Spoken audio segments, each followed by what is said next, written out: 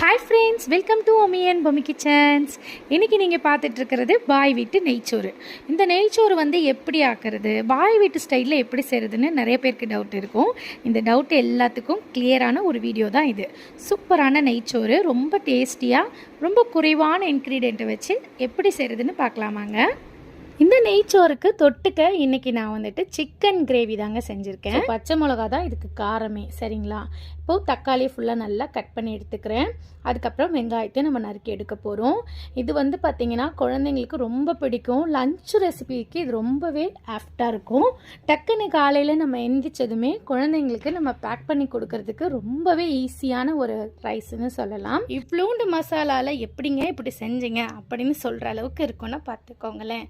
நீங்களும் மறக்காமல் வீட்டில் ட்ரை பண்ணி பார்த்துட்டு எனக்கு கமெண்ட்டில் சொல்லுங்கள். நெய்ச்சோறு இது வரைக்கும் நீங்கள் செய்யலை அப்படின்னா கண்டிப்பாக இந்த மாதிரி செஞ்சு பாருங்கள், உங்களுக்கு ரொம்பவே பிடிக்கும்.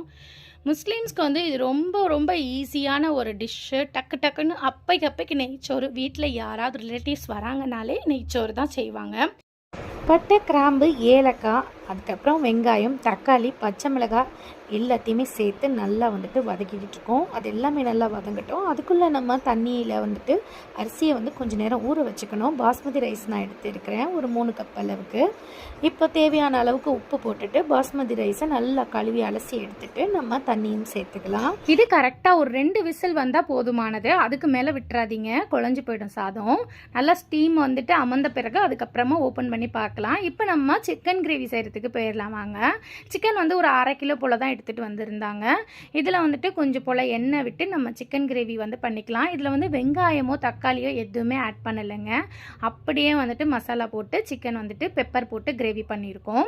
ரொம்பவே இதுவுமே ஈஸியான ஸ்டெப் தான். உங்களுக்கு இந்த ரைஸ் செஞ்சுட்டு இந்த மாதிரி ஒரு சிக்கன் கிரேவி பண்ணாலே போதும். அன்னைக்கு லஞ்சு பார்த்தீங்கன்னா பிரமாதமாக இருக்குது அப்படின்னு சொல்லுவாங்க. கண்டிப்பாக பட்டை, கிராம்பு, ஏலக்காய், ஒரு வரமிளகாய், அதுக்கப்புறம் 1 டேபிள் ஸ்பூன் அளவுக்கு இஞ்சி பூண்டு பேஸ்ட், இது எல்லாத்தையும் போட்டு நல்லா வதக்கிட்டு கொஞ்சம் போல் சீக்ரெட் மசாலாவை சேர்த்துட்டு அதையும் பொரிச்சிட்டு அப்படியே நம்ம கறியை கழுவி வச்சுருக்கோம் இல்லையா, அதையும் சேர்த்து ஒரு கிளற வேண்டியதுதான். இதில் கொஞ்சம் போல் தண்ணி விட்டுட்டு ஒரு 2 விசில் போல் நம்ம போட்டு எடுத்தோம்னா நம்மளுடைய சிக்கன் கிரேவி சூப்பராக ரெடி ஆகிடும். இது கூட குழம்பு மிளகாய் தூள், மஞ்சத்தூள் நம்ம கொஞ்சம் போல் ஆட் பண்ணிக்கணும். தேவையான அளவுக்கு உப்பும் சேர்த்துக்கலாம். இது கூட பெப்பர் நீங்கள் ஆட் பண்ணிங்கன்னா இன்னுமே ரொம்ப டேஸ்ட் அட்டகாசமாக இருக்குங்க.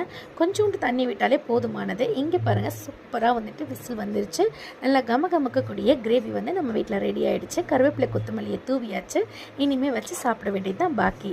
நம்மளுடைய நெய்ச்சோறும் பார்த்திங்கன்னா அழகாக ரெடி ஆகிடுச்சுங்க.